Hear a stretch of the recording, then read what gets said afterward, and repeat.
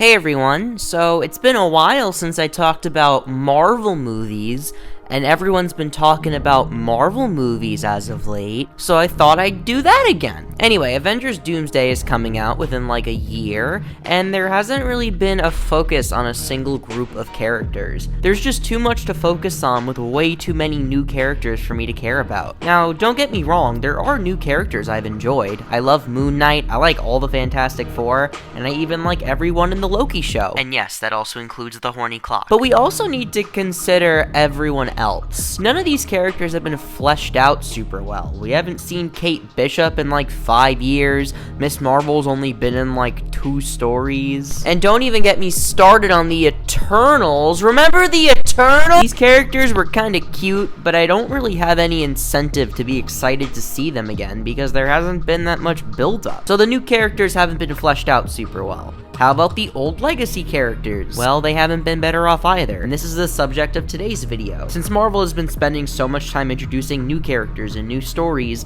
a lot of the old characters have been pushed to the wayside. So many people, most characters like Shuri, who do get good stories now and then, will only show up once every like 5 years. So that kind of leads me to not want to care. The only characters that haven't gotten worse or purposefully neglected are the Guardians and Spider-Man, I guess. That leaves characters like Thor and Daredevil who have been misused and are now just shells of their former selves. And that also includes Bucky, who I know was supposed to be the subject of this video, but I just had to get my feelings for certain characters and their treatment in the current MCU out of the way. Bucky was honestly the most underused character in this entire series for the longest time. After Civil War, he didn't really have a role to serve. He didn't do anything in Infinity War and Endgame, which is fine, there were a ton of characters in those movies, but even into Phase 4, he just didn't get enough focus, especially as the second main character in his own TV show. I thought his arc of learning to forgive himself for the terrible things he's done was kind of insulting, considering Bucky isn't responsible for being the Winter Soldier and he was brainwashed by Hydra. His arc should have been about realizing he's not at fault for doing these horrible things and he needs to accept that he's actually a good person. A lot of people think he should have gotten the shield instead of Sam, but I don't agree with that either. Bucky never asked to be a superhero. He never wanted this life. I honestly think the best thing for Bucky to do was just retire,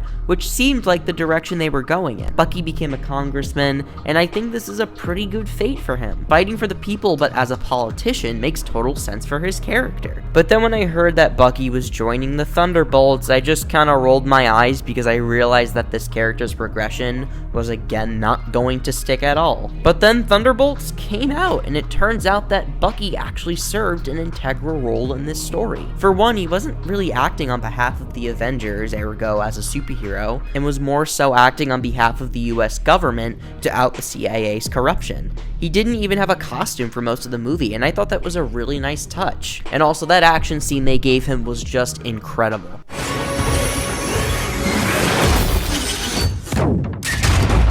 She's actually pretty good, though. Yeah, she's good. But what sells this role for me is that Bucky acts as a moral compass to the Thunderbolts. Having him play the straight man against a team of psychos is a great juxtaposition to what he used to be like, and I love how it serves to demonstrate his development and maturity as a person. It's also important that the role of the straight man is written around it being Bucky. A lot of people have said that Bucky's role in Thunderbolts could have just been any of the Avengers, and I don't agree with that at all. All of the Thunderbolts have very similar origins and shared trauma, those being victims of government experimentation and torture, which is something Bucky has suffered from as well. Making him the moral compass is perfect because he, of all people, understands what these guys are going through. And I've seen a lot of people asking why Bucky chose to stay as part of this new team, considering he's already an Avenger, so just going onto another super team just feels redundant. But I feel like he knows the Thunderbolts need him. Not just the fact that they're all crazy and they need someone to check up on them, but also the fact that they need some moral support and a robotic shoulder to lean on, and I think that's really sweet. The scene of Bob being taken over by the Void and Bucky looking at Yelena as if he knows exactly what Bob is going through just sold me on this character wanting to be part of this new family. Bucky's redemption gave me a little bit of hope for Avengers Doomsday.